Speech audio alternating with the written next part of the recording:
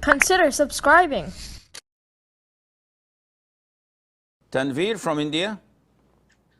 One of my uncle prayed for Fajr Salah. In the second rakah, he recited Fatiha, then a surah afterwards. Then he recited Surah Ikhlas. So when I asked him about the Surah Ikhlas, he told me that this is Sunnah. So I want to know whether is this correct.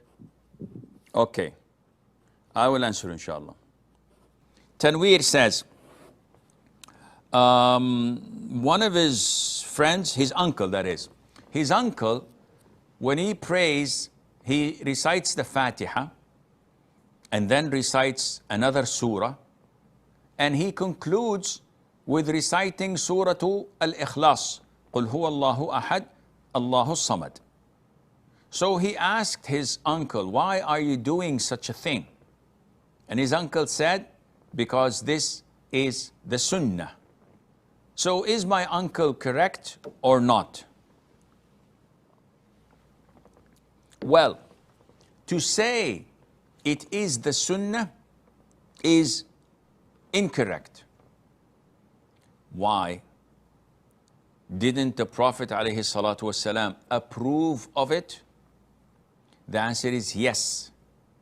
But to say it is a Sunnah when the Prophet himself had never done it and none of the companions had ever done it, this indicates that it is not a Sunnah per se, rather it is permissible.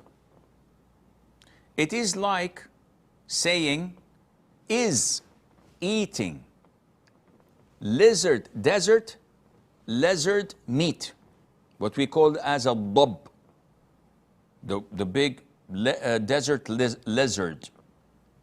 The Prophet ﷺ was presented with the food and was told that this was desert lizard meat.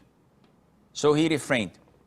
Khalid ibn al-Walid, who was a great warrior, and these warriors usually eat such things, immediately went and started eating.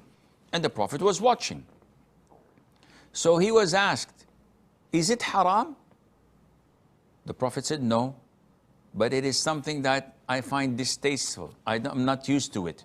In my country, in my region, among my people, we're not used to it. So I don't like it. Now, did the Prophet approve, ﷺ, Khalid eating this desert lizard meat? The answer is yes. Can anyone say that eating it is a sunnah? Yes. The answer is no. Then likewise, reciting Surah Al-Ikhlas after the surah is not a sunnah, but it is permissible. And the greater, of course, to those who don't know the origin of the story, the hadith goes as follows. A man used to lead the congregation, the companions, and he used to always recite قُلْ هُوَ اللَّهُ أَحَدٌ in addition to the surah, either before it or after it. So his companions complained to him and said, listen, either you think that it's a beautiful surah, then it's sufficient, read it alone.